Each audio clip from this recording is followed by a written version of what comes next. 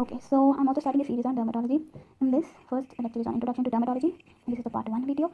And actually, dermatology is mainly image based, and it is a minor subject only. So people with good pictographic memory can definitely go with this easily.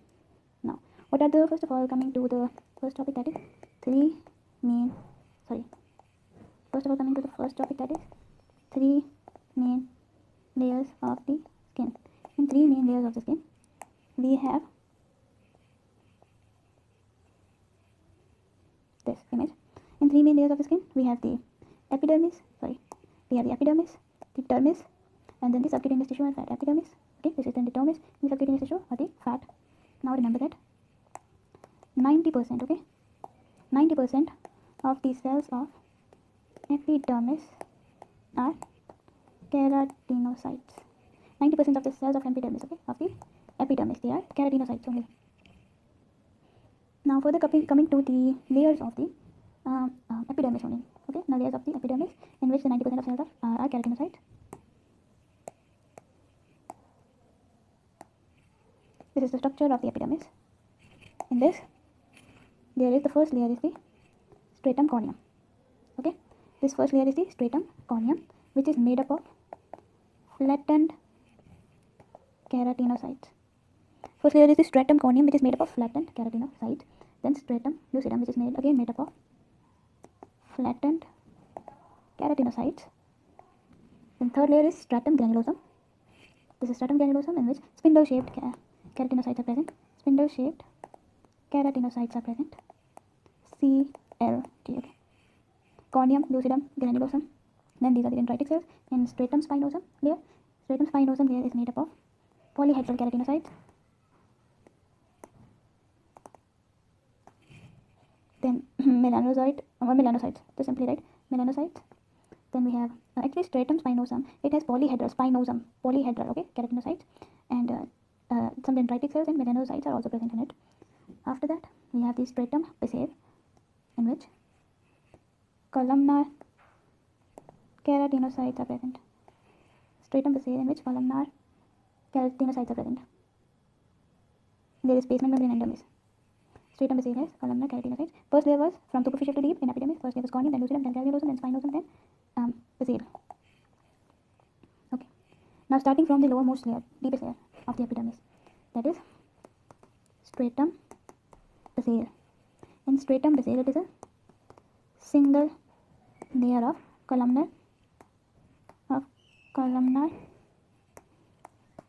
keratinocytes. Okay, stratum basale is a single layer of columnar keratinocytes. We know that. It is the most mitotically active layer. Most mitotically active layer is stratum basale, and it is actively dividing layer. The cells in it are known as keratinocytes. Keratinocytes are present, definitely. Then Merkel cells and some melanocytes are also present in the stratum basale. Okay. It is also known as, since it is actively dividing, it is also known as stratum germinativum. Since it is actively dividing, it is also known as stratum germinativum. After this, coming to stratum spinosum. In stratum spinosum, it is the thickest layer of epidermis. Spinosum. In spinosum, there are dendritic cells, keratinocytes, polyhedral keratinocytes, and some melanocytes too. Usually, we don't really consider melanocytes in stratum spinosum, even though it is a bit visible, but stratum basale mainly contains melanocytes. In stratum spinosum, it is the thickest layer. We can definitely say the major chunk of the epidermis is taken up by the stratum spinosum, thickest layer, and it has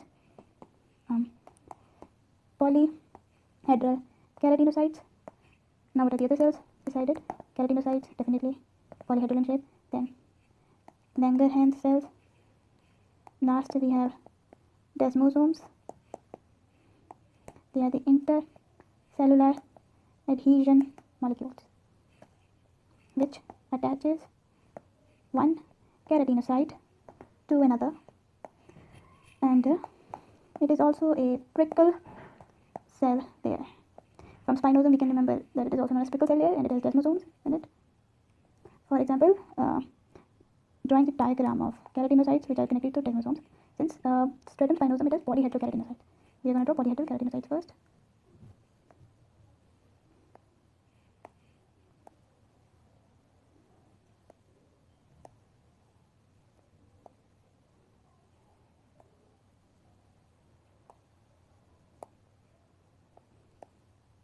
Okay, these are the polyhedral keratinocytes which are present in the stratum spinosum, and these are the desmosomes which are connecting these together.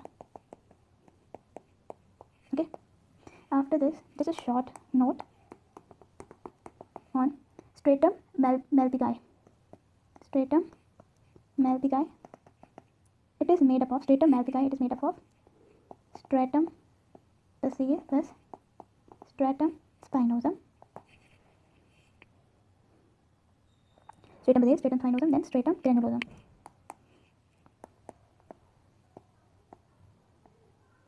And coming to the stratum granulosum, it has spindle shaped keratinocytes in it. Stratum granulosum, it has spindle shaped keratinocytes. And what kind of granules they are made of? Keratohyalin granules and Ordland bodies or lamellar bodies. They are made of keratohyalin granules and Ordland or lamellar bodies. What are the keratohyalin granules? In keratohyalin granules, we have filaggrin, that is filament aggregating protein.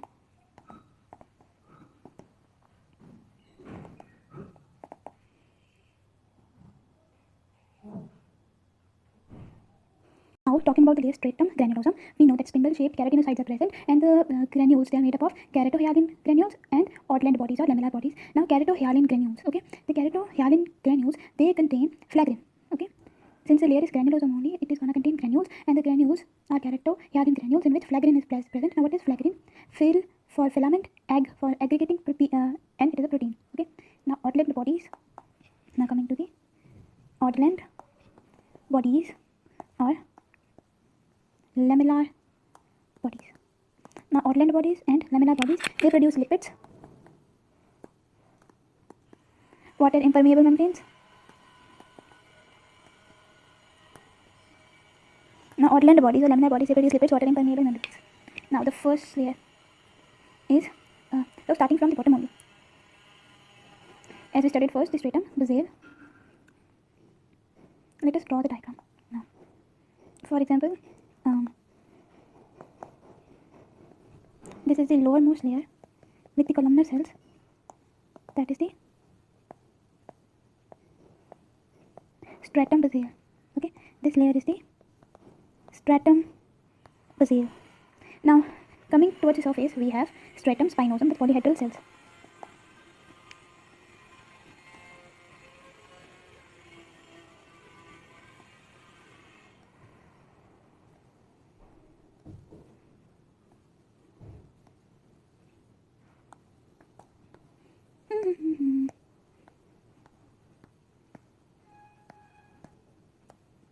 After this, the next layer with polyhedral cells and these desmosomes is stratum spinosum.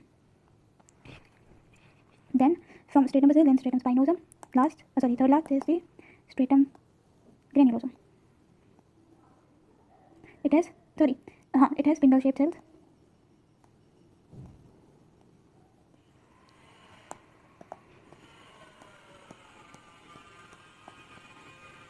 Actually, mainly it has granules in it. Since the layer is granulosum only, it has many granules and some lamellar bodies too. These are keratohyalin granules, and these are the lamellar bodies. Lamellar bodies or Ordland bodies. Keratohyalin granules and lamellar bodies are present in the layer stratum granulosum. Now, the next layer is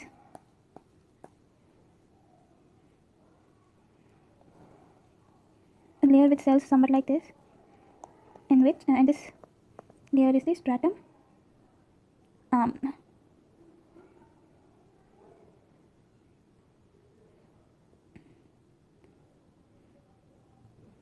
just a second.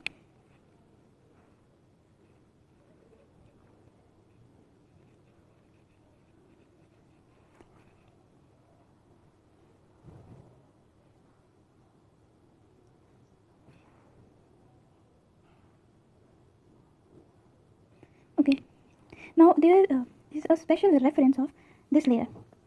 Okay, that is the stratum compactum. Actually, it is just a part of stratum corneum only. Okay, stratum corneum has different parts. Okay, stratum compactum is one of it. In stratum compactum, there is covalently bound lipid. Okay, now since the thick skin is present only on palms and soles, so we can eliminate the stratum lucidum in this diagram, and also lipid granules are also present. Sorry, lipid bilayers are also present. These are covalently bound lipids in stratum compactum, and lipid bilayer is present in stratum compactum. After that, stratum corneum, it is made up of flattened keratinocytes. So we are going to make those cells.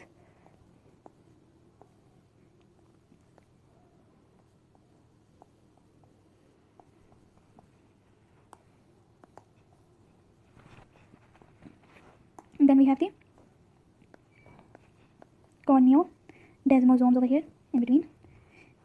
This whole layer is the stratum corneum, in which stratum compactum layer is present, and above that layer corneodesmosomes are present in the flattened keratinocytes, and desquamating corneocytes are also present. Desquamating corneocytes are also present in stratum disjunction. Okay, that's all about the summary of these layers. Now coming to the next layer after granulosum, that is the stratum lucidum.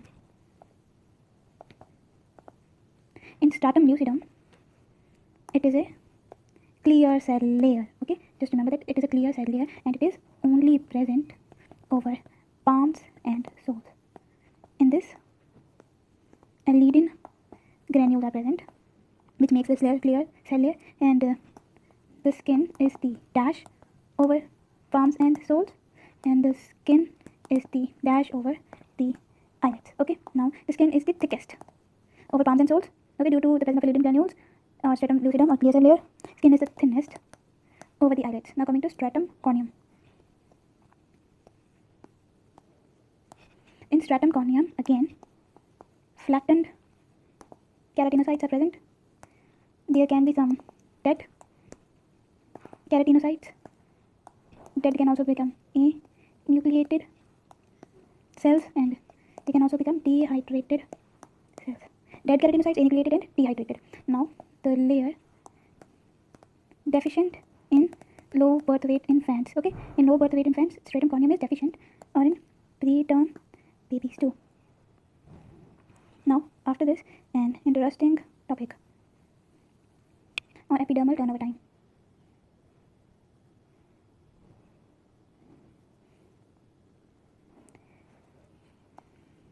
Now what is the epidermal turnover time?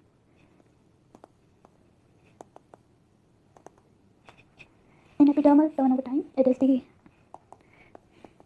time taken by a keratinocyte to move from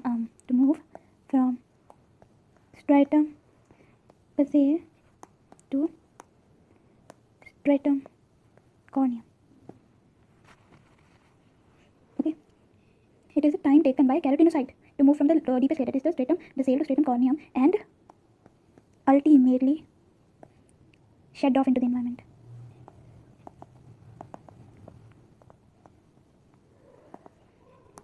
Now estimated turnover time is just a rough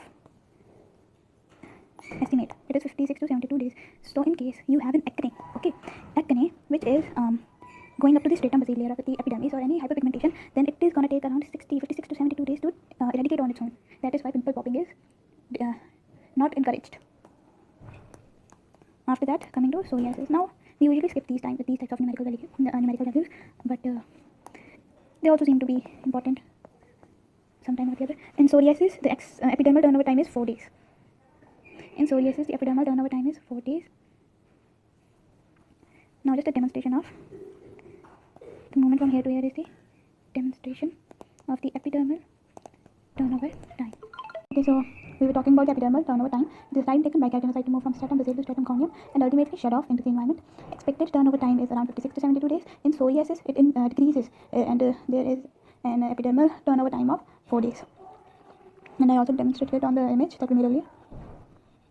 Now, just a small flowchart of the cells of epidermis In cells of epidermis, we have two types of cells. First of all, we have the local cells, and then we have the immigrant cells. We know that the local cells are the keratinocytes, which are present in all layers of the skin ectoderm. Local cells are the keratinocytes, which are present in all layers of the skin ectoderm. Then we have the immigrant cells. They are of further two types. First of all, we have the melanocyte, then the Merkel cell of stratum basale. Melanocyte is also present in stratum basale, and Langerhans cell, which is present in stratum spinosum. After this, melanocytes, they are derived from neural crest cells. Merkel cells, they are mainly derived from ectoderm more than neural crest cells, and Langerhans cells, they are derived from bone marrow, that is mesoderm. Just remember that melanocytes, they are derived from neural crest cells. Merkel cells, ectoderm, Langerhans cells, mesoderm, bone marrow. Now a table on the differentiating features.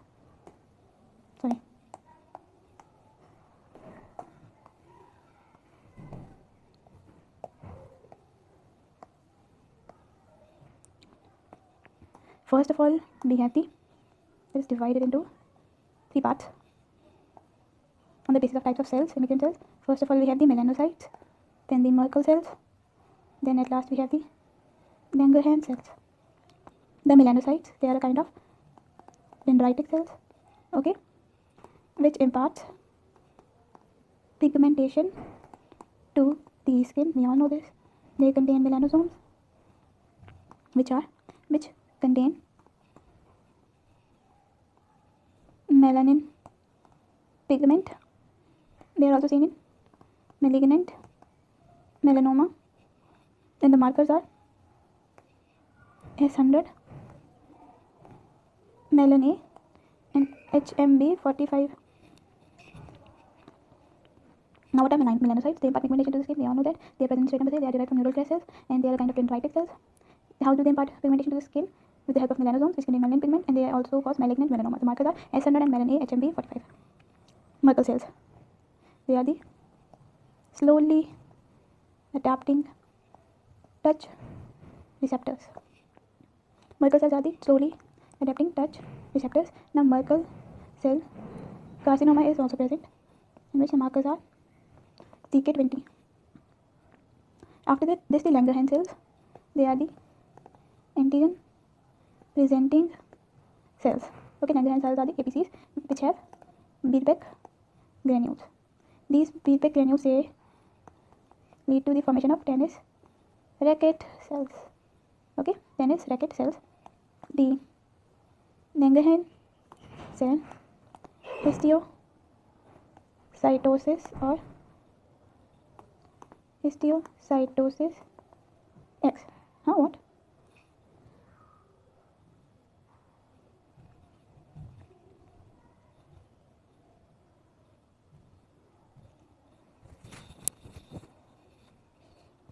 Okay.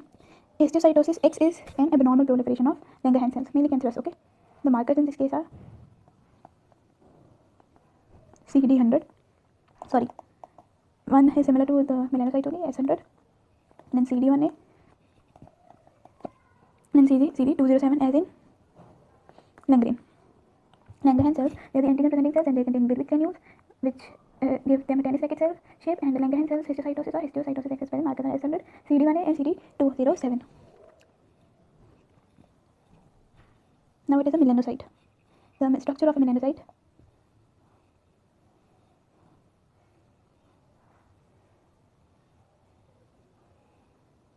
is somewhat like this. This is the nucleus of that melanocyte with the nucleolus. Then we have the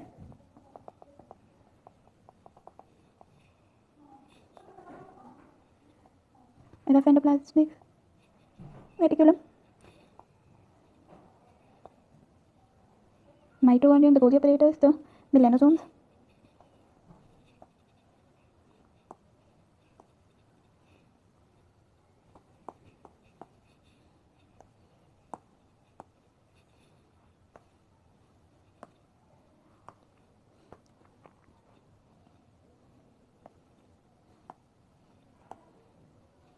Okay, now this is a basic melanocyte.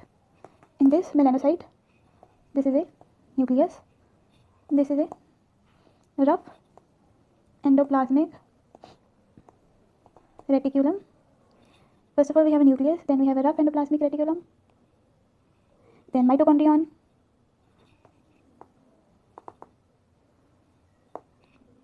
then the Golgi apparatus. First of all, we have the nucleus, the mitochondrion, the Golgi apparatus. They're so simple, okay, melanocyte. Mainly, then we have melanosomes.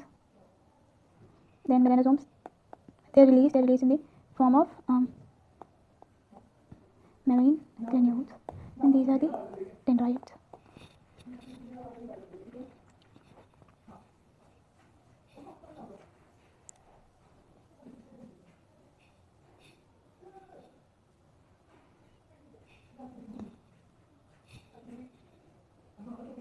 Okay, now this is the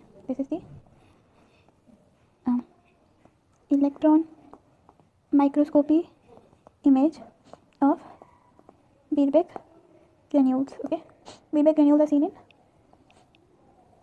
Langerhans cells. Okay, which lead to the formation of tennis racket cells. Okay, obviously this is in the form of a tennis racket because of the presence of Birbeck granules in the antigen presenting Langerhans cells.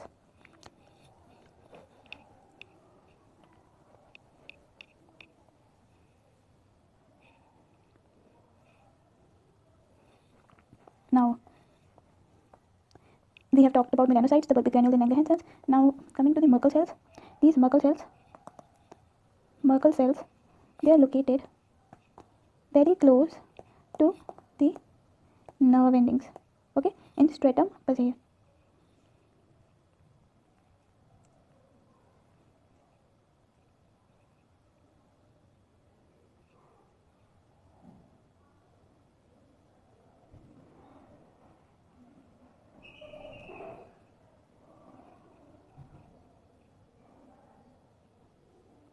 As we can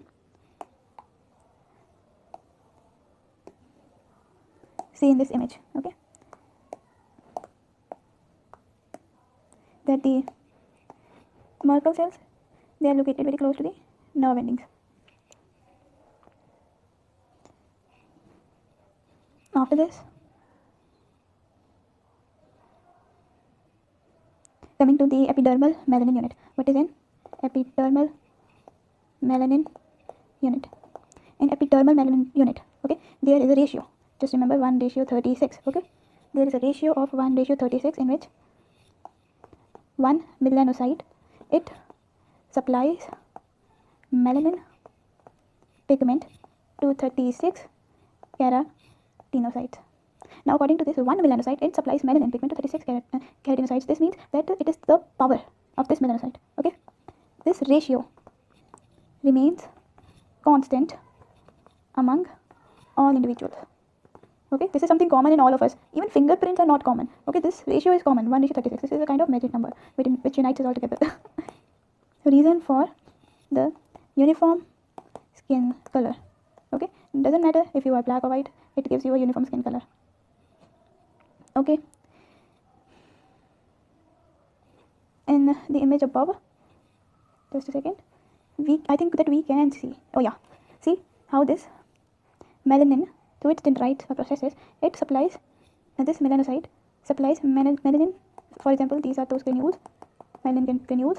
It supplies to the surrounding keratinocytes. Okay, surrounding 36 keratinocytes. Now, just a revision of the layers: stratum corneum, then we have the stratum granulosum, which is a granular cell. Stratum lucidum is only present in thick skin and the soles and feet, the soles and palms. Then the spinous layer, stratum spinosum. Then the last, stratum basale.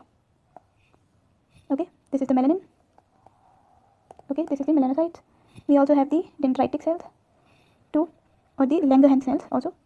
This is a keratinocyte. And some Merkel cells may also be present in between. Like this can also be a Merkel cell. Over here, these are the dead keratinocytes.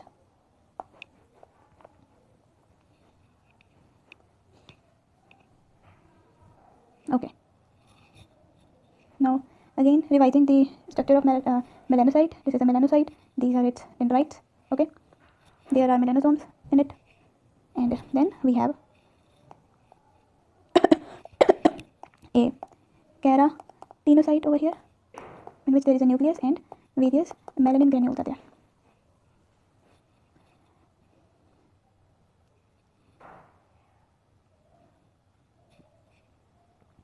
Now coming to Fitzpatrick skin types.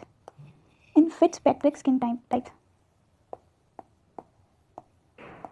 okay, it is a classification based on the amount of melanin present in skin and tendency of the skin to burn or tan on sun exposure. Okay, now this Fitzpatrick skin types. Okay, the Fitzpatrick skin types, these are the classifications which are based on the amount of melanin present in the skin or tendency of the skin to burn or tan on sun exposure. Amount of melanin present in the skin or the tendency of the skin to burn or tan on sun exposure. Most common in India. Now, which Fitzpatrick skin types are common in India? Most common in India, they are 5, more than 4, more than 3. So basically it is 3 for 5, but the pattern can be 5. This is most common, then 4, then 3. A person with 3 Fitzpatrick skin type is considered pretty fair in India. If you have type 2, then you're definitely a goddess. Oh. Well, stigmas, never mind. Type 1. In sun, the type 1 skin, it always burns and it never tans. People with type 1 skin, they have burns. And the type 1 skin, it is more prone to malignancy, such as malignant melanoma. And type 4, this one, I think my skin type is type 4. Now type 4, it always tans and never burns. So I think that is why wearing sunscreen in India is important, especially if you have type 4 skin. Now coming to the topic of reed ridges and dermal papillae. Reed ridges and dermal papillae. First of all, let us draw just a rough diagram of these ridges.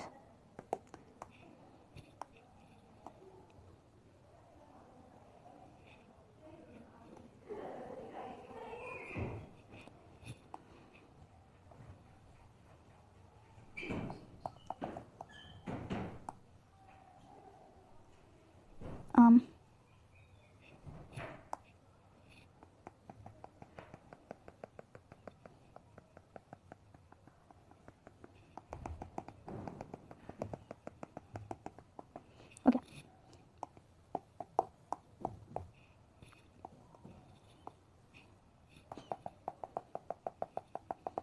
Okay. Now, reed ridges, ridges are whatever.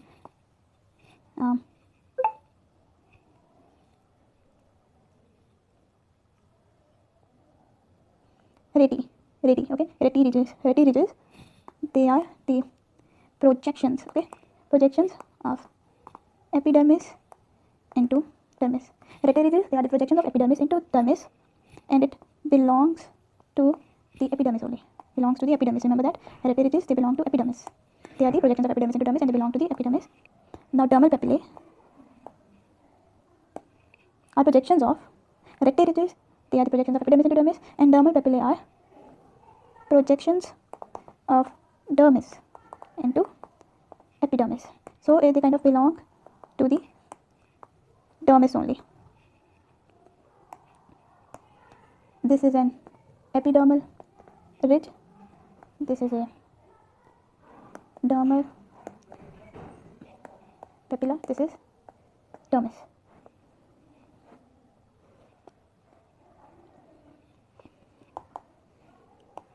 Now coming to dermis layer. Earlier we studied all the 5 layers of the epidermis in detail. Now coming to dermis. Dermis is of two types: papillary dermis. It is the upper 10% of dermis, and reticular dermis, it is the lower 90% of the dermis. Papillary dermis is the upper 10%, whereas reticular dermis is the lower 10%. This is the papillary dermis. This one is the reticular dermis.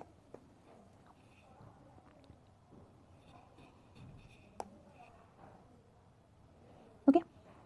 Now, the most abundant fibers in dermis, they are collagen 1 more than collagen 3 in 8:1. Okay, more collagen 1 more than collagen 3. Most abundant fibers, they are collagen 1. Okay, now the most abundant cells in dermis, they are the fibroblasts. Epidermis is usually avascular, and entire blood supply is in dermis only. The entire blood supply is in dermis only. Now inserting the image of these ridges. I think it is left.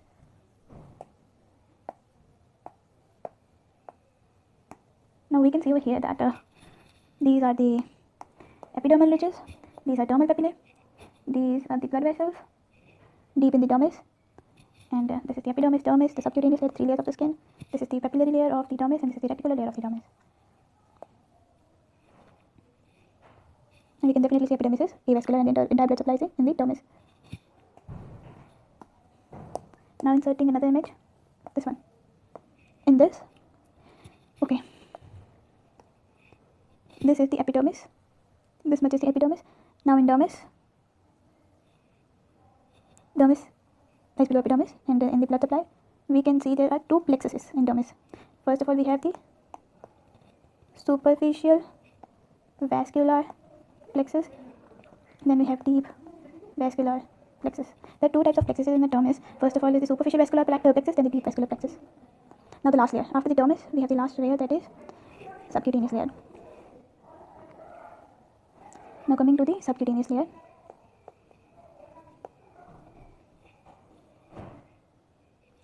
it is the innermost layer of skin, which is also called the panniculus. The panniculus is, or the subcutaneous layer, it is innermost layer of the skin, and it is divided into fat lobules and fibrous septa. Let's see if I have the image. So maybe I'll have to draw it. No, I do have the image. Okay. The subcutaneous tissue.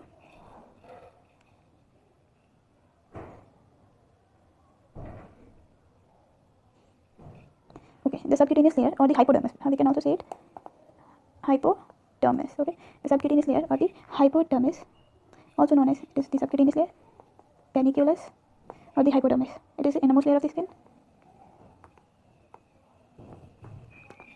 and it is divided into fat lobules, and we can see they have some fat cells. Okay, let us just draw the image only. And draw an image.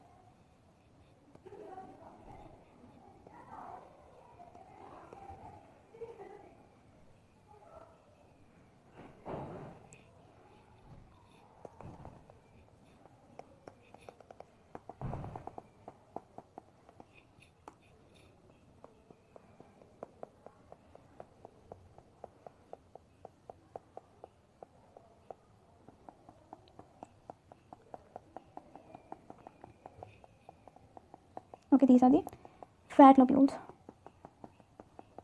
in the innermost layer. Okay, these are the fat cells, and this is the fibrous septa. This is the epidermis, this is the dermis. Now these are the cellulite dimples. Cellulite dimples. Inflammation of lobules. Now coming to the inflammation of lobules, we can say that there is erythema induratum.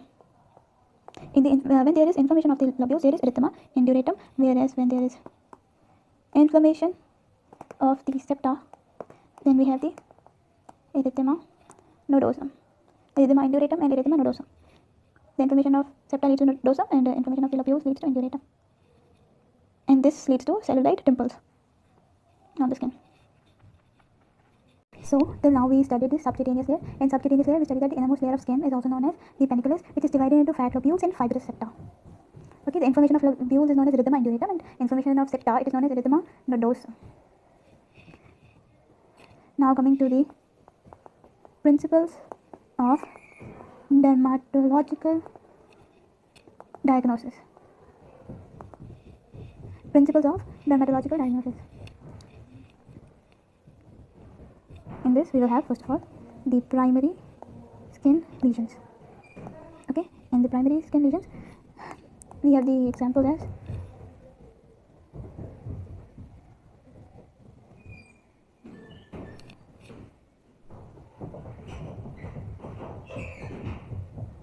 actually we can remember it from a mnemonic. That is, to remember the primary skin lesion, we can remember it by using a mnemonic. That is M1 P6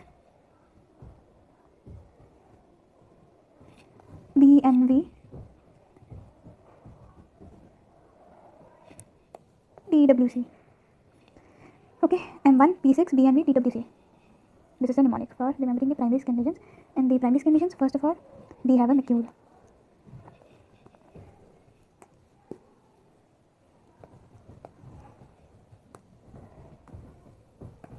What is this? This is a macule. In macule, there is change in color of the skin without any elevation or depression, and a diameter of less than 1 centimeter is present. This is a macule. There is a change in skin color. Okay, we can see there is a change in skin color without any elevation or depression. It is at the same level, and the diameter is less than 1 centimeter. Now, according to the formula, M1 is done. M for macule. Now coming to the P. P is for patch.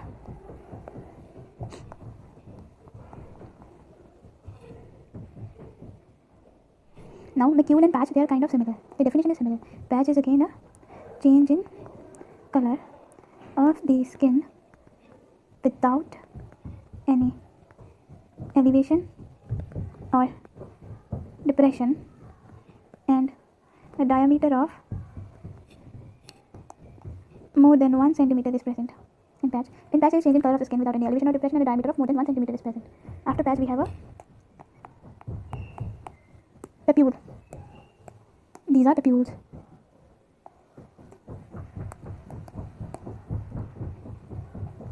Just a second. I think there is some kind of error. Okay, just remember the formula. M1 P6 BNV TWC.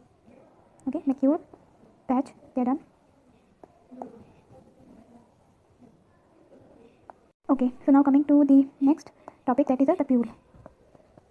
Macule, patch, then a papule. It is an elevated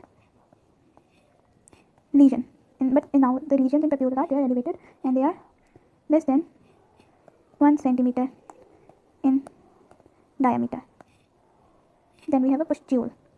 One macule, there are 6 P's. Okay, patch, papule,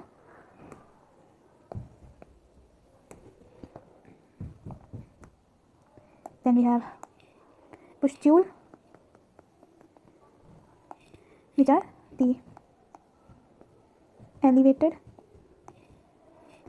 It is basically just like papule only, elevated lesion less than 1 centimeter in diameter containing pus. Macule, patch, then a papule. Papule and pustule are basically same, but in pustule there is pus. Till now only patch is something that we have studied, which has more than 1 centimeter diameter. Now next one is the plaque.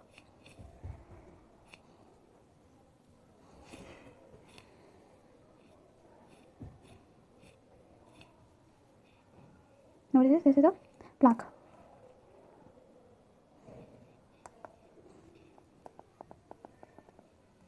In the plaque,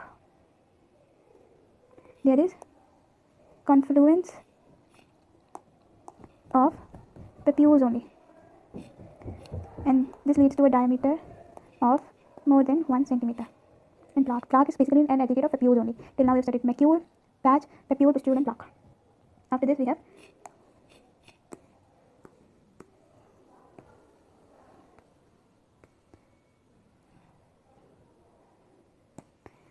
this short difference. Okay, the last 2 P's are covered over here, petechiae and purpura. In petechiae, actually we can say that basically it is less than 3 millimeters. Now it is millimeters over here. Okay, petechiae and purpura, they are said to be, the diameter is given in millimeters. Petechiae, now it is petechiae. They are the extravasation of RBCs into the dermis, and the size is less than 3 millimeters. In purpura, it is again the extravasation of RBCs into the dermis only, but in this case the size is between 3 millimeter to 1 centimeter. I would have done millimeter also. Now similarly we can cover ecchymosis. Okay, ecchymosis. Okay, with the petechiae and purpura only. Again, ecchymosis is the extravasation of RBCs into the dermis, and the size is more than 1 centimeter in ecchymosis. Okay, till now we have studied just naming all the primary skin lesions: macule, papule, patch, pustule, plaque, purpura, petechiae, purpura, ecchymosis, and ecchymosis. Now coming to the rest, B and B. B and B. Okay. Now B stands for. Now what does the B stand for? It stands for bulla. Now what is a bulla? Bulla, it is an elevated lesion more than 1 centimeter in diameter. Bulla is also more than 1 centimeter in diameter. What till now? What are the primary skin lesions that we have covered, which have a diameter more than 1 centimeter? Patch, ecchymosis, and bulla. PEB, PEB. Patch, ecchymosis, and bulla. Elevated lesion with more than 1 centimeter, which are more than 1 centimeter in diameter, containing clear fluid. Okay, elevated lesions more than 1 centimeter in diameter containing clear fluid. After this, BM. PN. So N stands for nodule. Now where can we find nodules? These are nodules. Okay, these are nodules. Now a nodule is a papule that grows bigger and deeper, and it has a diameter more than 1 centimeter. Nodule. Now what was a papule? Papule was an elevated skin lesion with a diameter of less than 1 centimeter. And a nodule has a diameter more than 1 centimeter, but a papule, it grows bigger and deeper. Sorry, nodule is a papule that grows bigger and deeper. So we can say papule progresses to becoming a nodule. It's like PN junction diode. PN junction diode.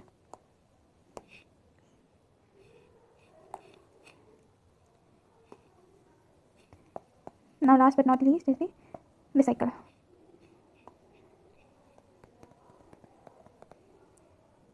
In vesicle, it is an elevated lesion with less than 1 centimeter in diameter. This is similar to bulla, but less than 1 centimeter, and containing clear fluid. It is a vesicle.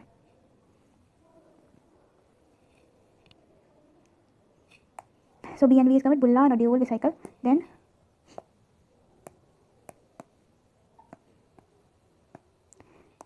the next one is telangiectasia.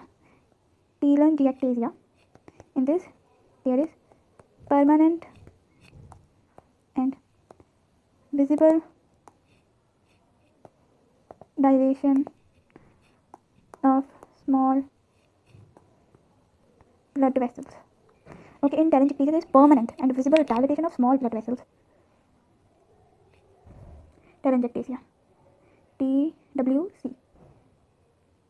Then we have telangiectasia, permanent and visible dilation of small blood vessels. W is for wheal. Wheals. What are wheals? They are edematous transient lesion that lasts less than 24 hours. They are edematous transient lesions that last less than 24 hours. Wheal. Now last, TWC. C is for a cyst.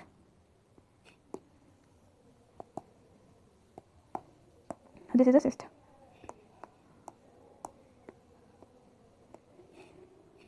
It is a nodule containing liquid, solid or semi-solid material only. Now nodule, first of all it was a papule, it progressed to nodule, then it became cyst. So naming all the primary skin lesions. In primary skin lesions we have macule, papule, patch, macule, patch, papule, pustule, plaque, petechiae, papilla, ecchymosis, and then we have bulla, nodule, vesicles, telangiectasia, wheals, and cyst. This was a summary of the primary skin lesions. Now coming to the next one, that is secondary skin lesions.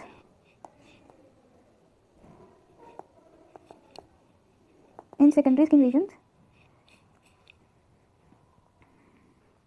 I don't think there is a mnemonic that is required. We can just remember the title. The skin lesions which occur secondary to any cause. Okay. First of all,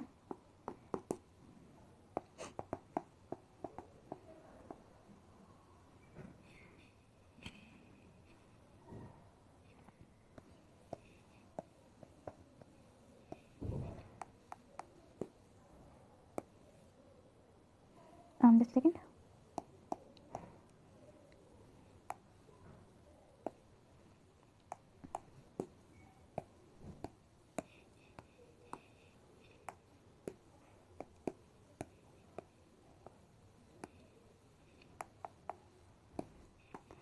Okay, now the next topic is the secondary skin lesions.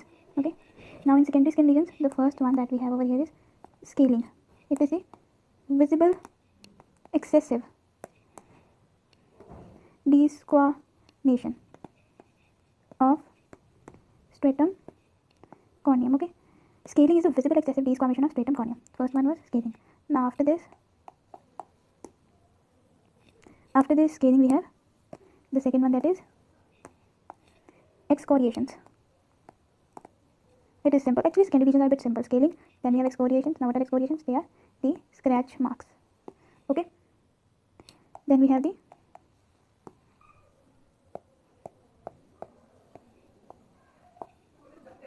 crust. Then we have the crust. It is the dried exudate only. Dried exudate in which there is serum, blood, or pus on skin surface. Example, impetigo. Okay. First we had scaling, which were the visible excessive desquamation of stratum corneum. Second we have excoriations from scratch marks. Then we had crust, dried exudate, serum, blood, or pus on skin surface. Example, impetigo. Then coming to last but not least, fissure.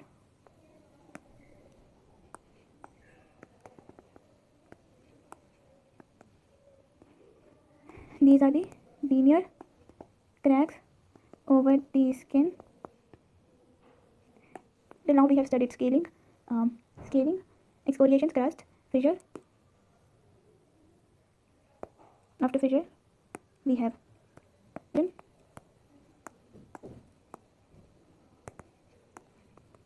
erosion. There is partial focal loss of epidermis. There is partial focal loss of epidermis. Then after erosion, we have, my goodness, I don't really like seeing this picture much. Then we have ulcer, ulcer, full thickness focal loss of epidermis,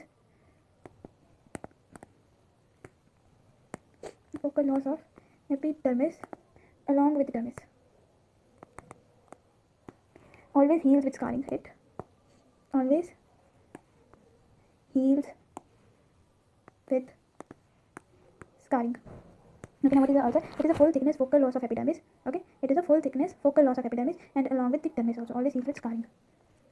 Ulcer always heals with scarring. Remember this line. Ulcer always heals with scarring, whereas erosion is partial focal loss of epidermis. Now just recall what we have. What are all these contributions that we have studied till now? Till now we have studied scaling, excoriations.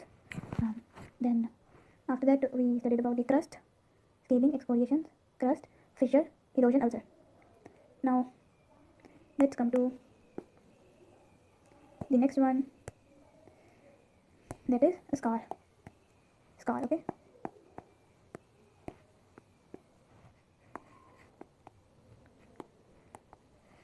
replacement of tissue by fibrous tissue. In this there is replacement of tissue by fibrous tissue.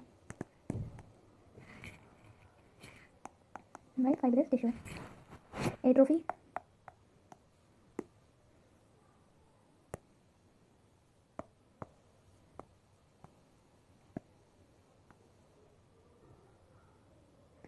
atrophy. It is the thinning of some or all layers of the skin. Last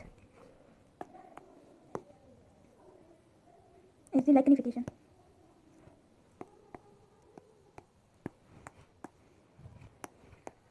Lichenification. In lichenification, we will remember the mnemonic HIT, hit. Okay, H for hyperpigmentation. We can see hyperpigmentation. I for increased skin markings are there, and there is thickening of skin too.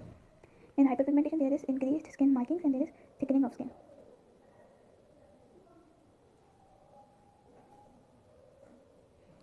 Okay, in lichenification, there is hyperpigmentation and increased skin markings and thickening of skin.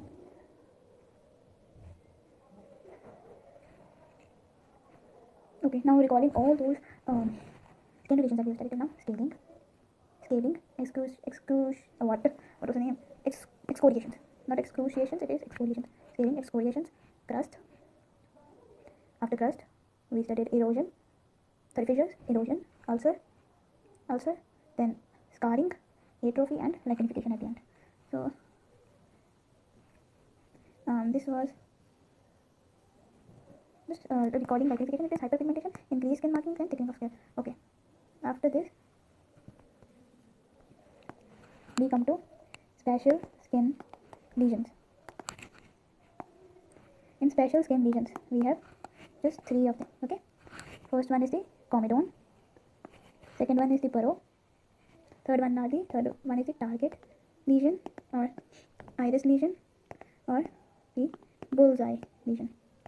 Okay. Comedones. Now what are comedones? They are kind of special skin lesions. Okay. Comedones. These are the comedones. A kind of blackheads. Okay. Comedones, black and white heads both actually. Comedones, they are seen in acne vulgaris. Burrows.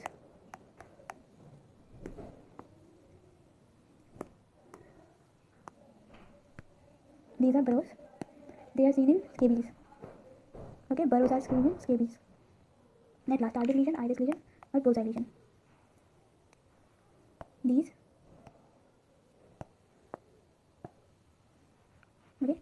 These are seen in erythema multiforme. Okay, target lesion, iris lesion, bullseye lesion, erythema multiforme, burrows in scabies, and comedones in acne vulgaris. So that's all. Introduction to dermatology part 1 video is over.